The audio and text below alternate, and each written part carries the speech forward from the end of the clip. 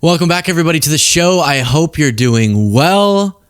The world is not, and the weekend was absolutely insane. We did do a show over the weekend, so much of that has been covered, but already there's been so many different changes and new stories, and so let's dive right into it, starting with a bit of audio from a presser that Trump did, gaggling with the press on Air Force One, that is terrifying, and we have a number of statements from Trump on this similar note that just prove all of a sudden, and maybe not all of a sudden, but definitely now, the Trump administration is horny for war.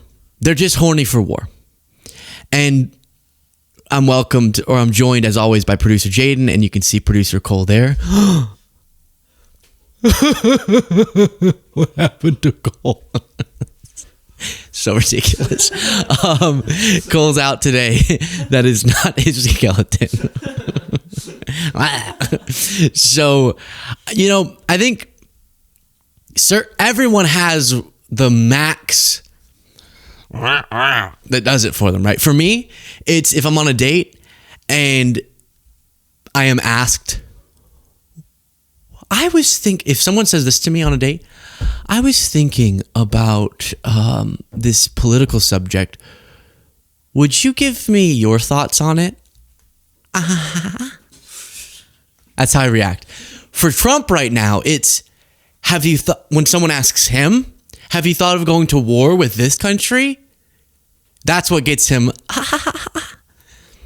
to use a noise.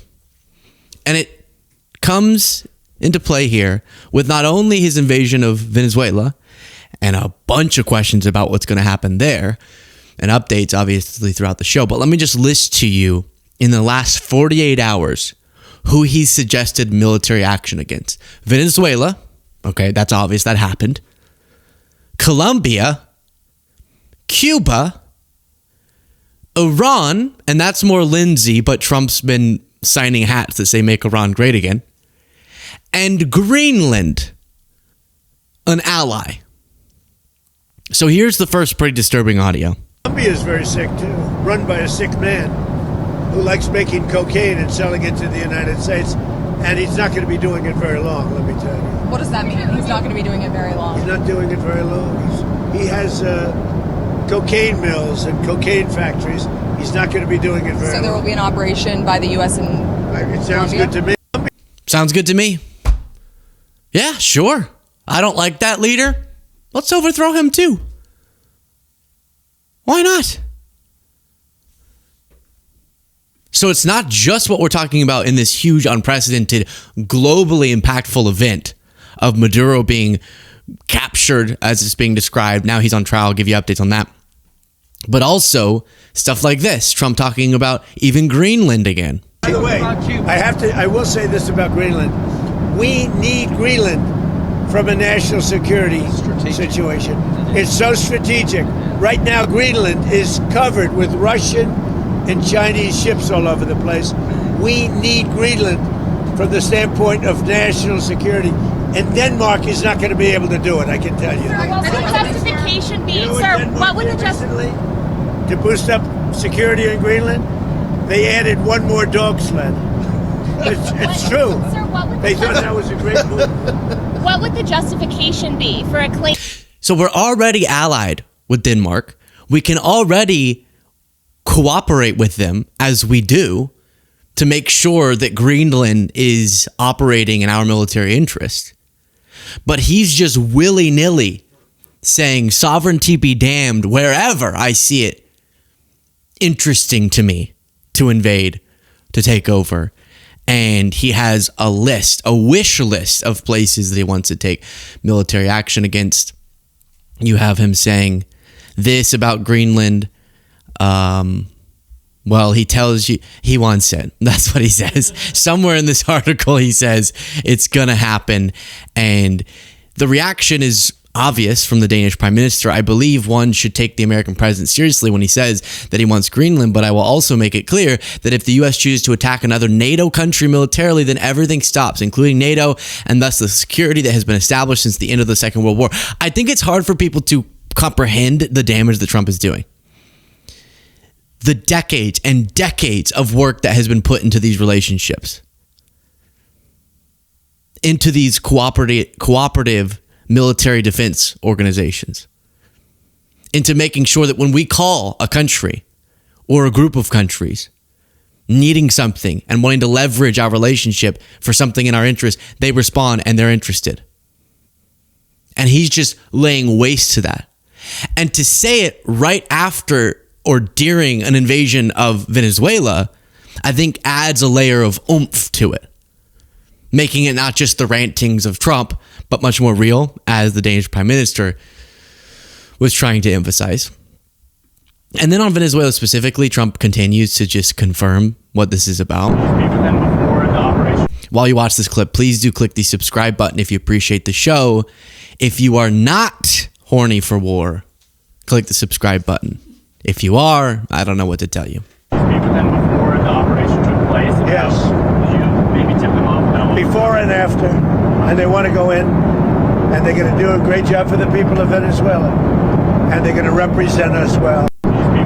So he says that oil companies were notified of this before and after the operation, but not Congress. Oil companies were kept more informed than the governmental body that's supposed to approve military action like this. Insane.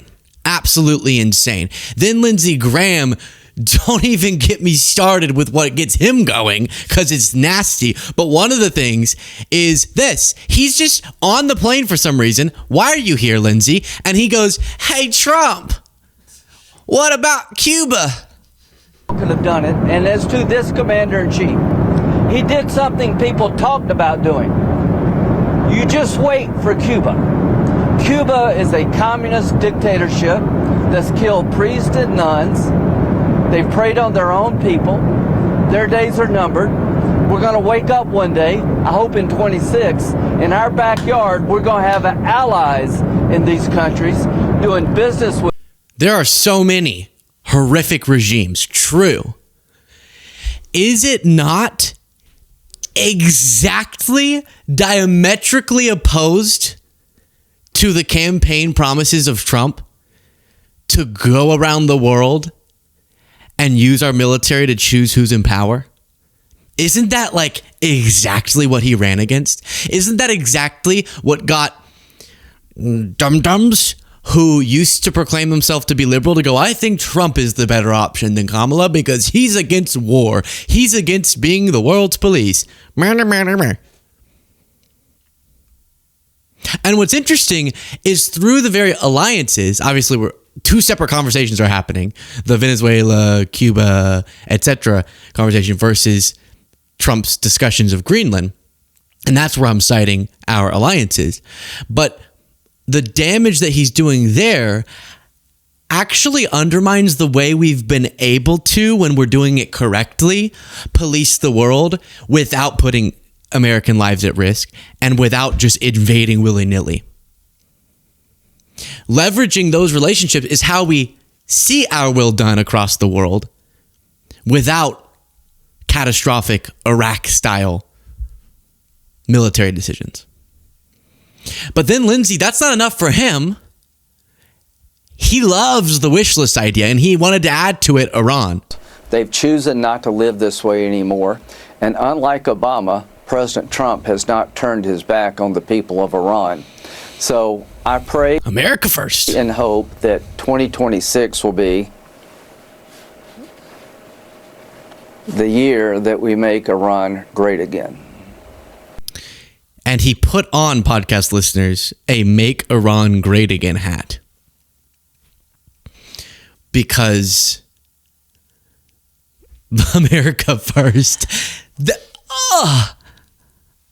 Okay, number one, that's the noise Lindsey makes when he thinks about invading Iran. But number two, that's the noise I make, and it's a very different one of shock and horror at remembering all the conversations I had where I went, hey, couldn't we give and shouldn't we continue to give military aid and support to Ukraine our ally, aligns way more with our ideals, sovereign country being invaded geopolitically in our interest for them not to fall, so that Russia has a harder time invading. And they would go, no, because America first and isolationism. Now, many of those same people, some of them are speaking out against this, but many of the same people are bending themselves into pretzels to say it was in the interest of this American isolationism and America first ideology to cheer on Russia and not support Ukraine, or at least just not support them purely financially because we don't want to involve ourselves in matters of the world. We need to spend that money here, was the argument. But this does work because we think it's in our interest, even if tons of resources, geopolitical destabilizations, etc. happen because of this decision making. One of the biggest political contradictions we've ever seen.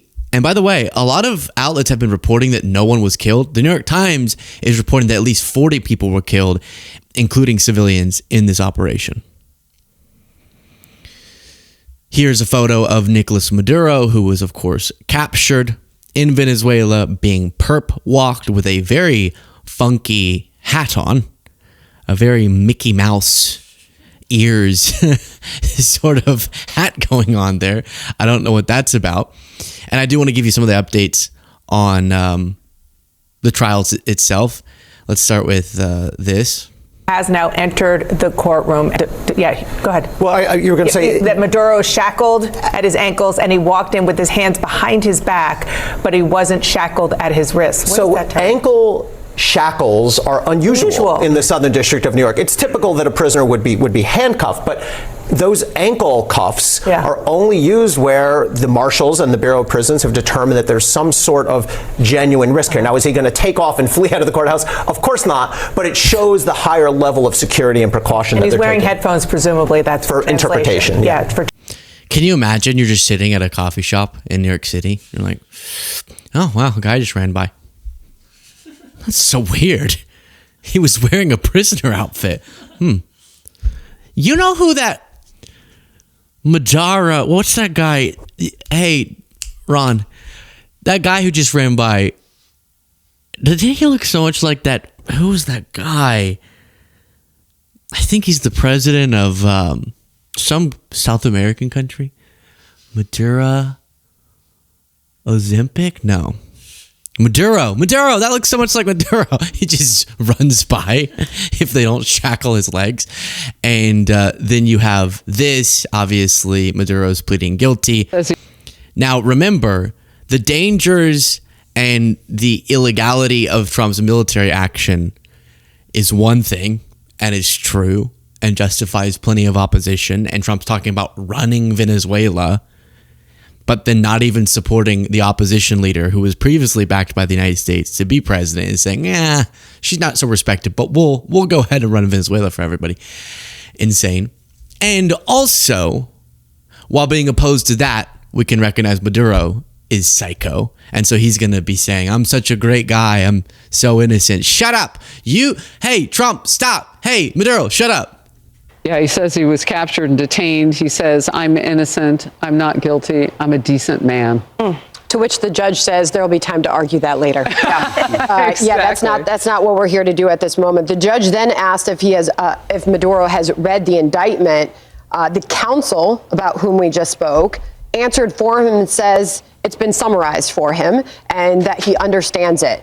Maduro then waived the public reading of the charges, says he will read them himself. The judge did then read him as... So it's saying not guilty to drug, or pleading not guilty to drug and weapons charges. And their primary argument here is him engaging or assisting in drug trafficking, which is bad and people should be held accountable for, like that guy who Trump pardoned.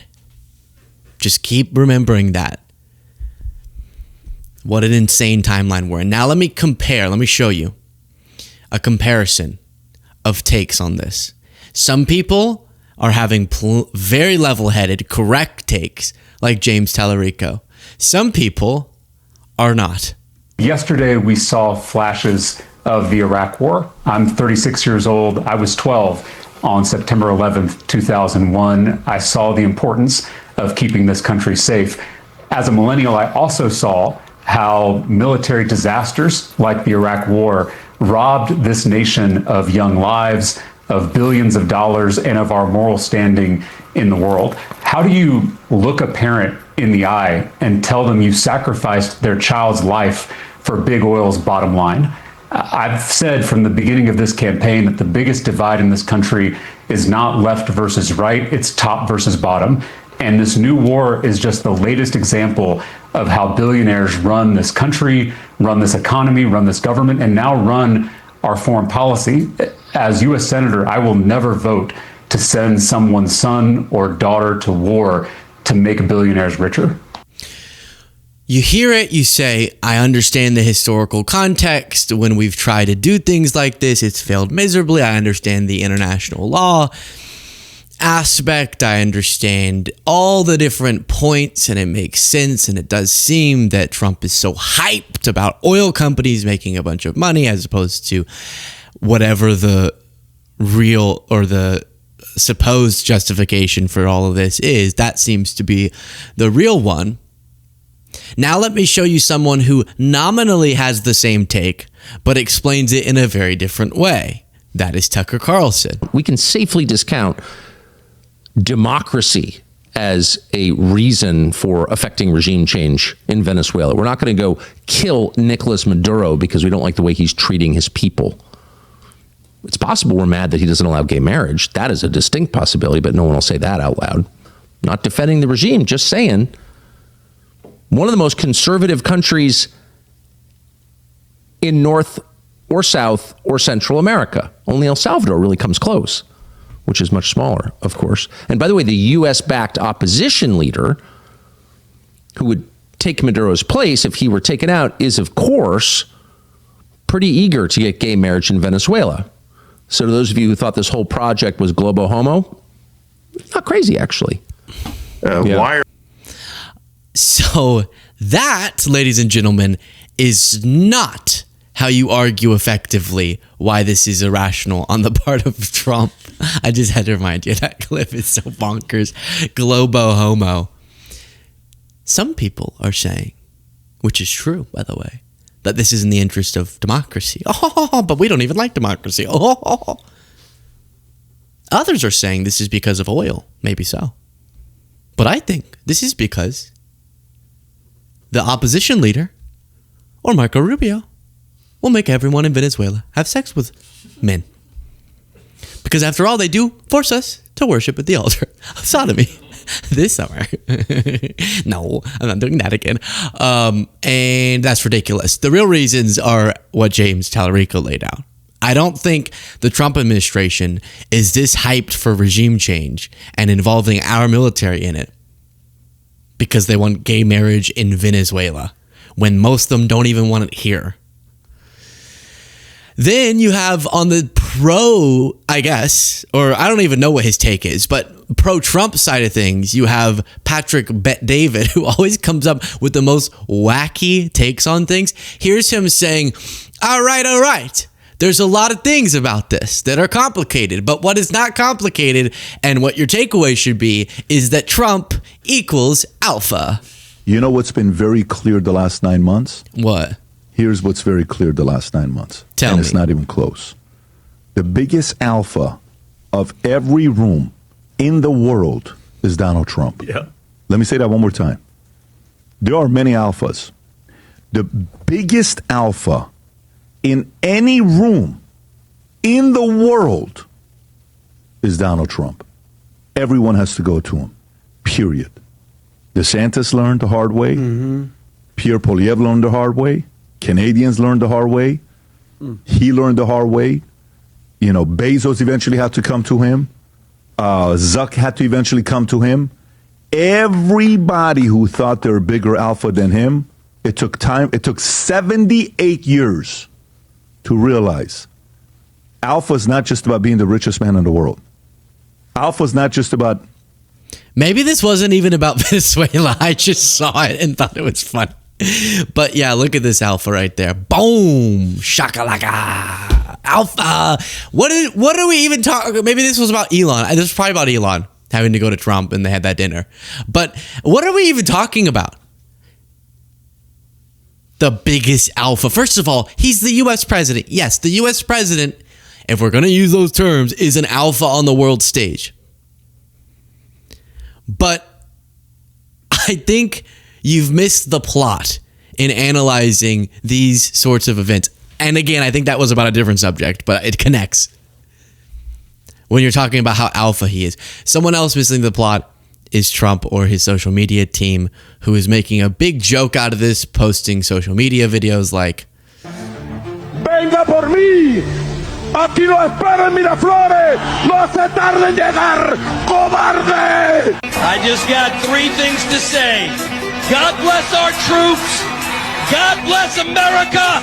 And gentlemen, start your engine.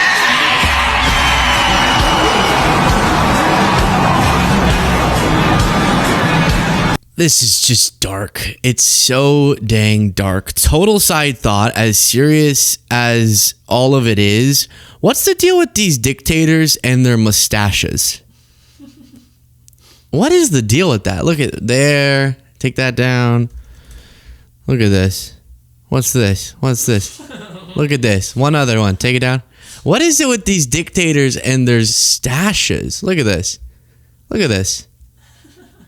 What's going on? It's very strange. The only thing I'd invade over is that mustache. Okay, no, insane. So then you have John Bolton, who you can definitely put in the category of war. Definitely. He's a big war guy. Also has a mustache. And also has a mustache I'd invade a country over. But even he, who was trying to get Trump to do this with Venezuela the whole time Bolton was in office, Trump's first time, even he's like, I'm not exactly seeing the plan here. I don't think Bolton cares so much about the illegality of not getting congressional approval. I don't think he cares so much about the idea of a regime change military operation, but even he is a little confused about what's going on. A lot of Americans might be saying, why did this happen? What would you tell them? Well, I think this does go back to the first term. Trump was very interested in the Venezuelan oil. He didn't really understand the situation. He said to me at one point in 2018, Venezuela used to be part of the United States. But this idea that removing the Maduro regime was something we were able to get him interested in. We couldn't keep him focused on it. I think Marco Rubio's had a lot more success in the second term, and I think that's what led to what happened last night, the very, very successful military operation that extracted Maduro and his wife from Venezuela. I think everything else, though, other than the military planning and preparation, is being done on an ad hoc basis, not well thought out, and it shows clearly as anything I can imagine, Trump does not have a philosophy. He does not have a national security strategy. He doesn't do policy the way we understand that. This is what we're proposing, what he's doing in Venezuela, completely different from what he said during the 2024 campaign about ending endless wars. It's all because in the moment, at this time, he sees the possibility for success, which is, to my mind, very much up in the air. But you're saying that this didn't happen, forcing Maduro from power, using a military operation, all this didn't happen during the first term because you said the president was too distracted from the issue? Well, I don't think we could get him to focus on it, and I don't think the opposition in Venezuela at that time really wanted military force. They thought that with economic pressure, they could split the Maduro regime. I don't think we applied sufficient economic pressure. There were a lot of other things we could have done, and particularly considering military force that didn't happen. I think this time Trump was persuaded, obviously, to engage in it because of Rubio's persistence. Sounds like John's a little jealous that Rubio got Trump to think about that wording. Trump, they have to go in and be like, And later in the show, I'm going to explain to you what actually pushed Trump over the edge, and it's crazy. So we'll get to that later. But they have to go into it and be like, look, here's an animation of you with abs, and Maduro's fat. And strong Trump could make Maduro, you could slap that mustache right off of his face. Hey, woo, look at the animation. Like that somehow Rubio was able to compel Trump into it better than John was. And John's like, So again, I think he kind of was trying this, but I want to specify leveraging our means and our influence to try to influence who is in power in the world. I have no problem with. It is using our military force to go in and, as Trump's saying, take over countries, to militarily force those regime changes. Number one, a bunch of legal complications too. But most importantly, we've seen how catastrophic for the people in the countries that we've tried this stuff with, and for our military and our resources, this can turn out to be, and often does turn out. So it's not that, as he referenced, economic measures or supporting opposition leaders or anything like that is principally wrong. But taking this step, for all the reasons we've explained, and then on top of that, lying about why you're doing it, is the psycho part. And maybe John's kind of saying that, but mostly I think he's just jealous he didn't get Trump to do it himself. And because of the political benefits I think they could see in Florida and elsewhere. I'm delighted Maduro has been extracted. But I think what you didn't get from that press conference today is that he may be gone, but the regime is still there. And the notion of how you're going to change that is very, very much up in the air. And what I have to say, the most... Yeah, so that's another important point, which is if they're saying this is about getting Maduro out for the purpose of a new leadership in Venezuela, well, you know who took over his regime just without him? His people, his allies, as of now, despite Trump saying that the U.S. is going to be running Venezuela. Then you have Rick Scott here. Do get ready for the jump scare. I'm glad the president didn't just take Maduro and walk away. I'm glad that he is committed. He is committed to freedom and democracy in Venezuela. Now, no, he is not. No, he is not. No, he is not. And did we just forget like pretty recent history when that type of language was used and we completely catastrophically failed and a bunch of people died? And unlike Tucker, when I say that's really not about defending Maduro, it's not. F that guy. But it is about what's in the interest of Americans and Venezuelans. And seeing how stuff like this is failed. And caring about the law. But then on top of that, that's not even why Trump wants this. It's just oil. It's not about freedom and democracy. How could he possibly want to overthrow a regime for the purpose of freedom and democracy while he's trying to degrade freedom and democracy here? He cared so much about dictators who don't respect people's rights. Have you seen what he does to Putin? He likes him. I'll say, I don't want to be vulgar again. He likes him. Have you seen how Trump treats dictators abroad? This is not about freedom and democracy, Rick. I'm glad the president didn't just take Maduro and walk away. I'm glad that he is committed. He is committed to freedom and democracy in Venezuela. Now, I've talked to Marco Rubio about it. I've talked to the president about it. They're committed to freedom and liberty. Now, I can't tell you how they're going to get there, but I believe we're going to get there. Oh, well, great. Well, great, Rick. Well, you know as much as we do about what the genius plan for freedom and democracy is. This is crazy. I don't know if it's the short memory of us as people or just brazenness, but to feel like I'm just hearing Iraq war justifications again. To feel like I'm just hearing what the whole political world acknowledged was a massive failure is chilling.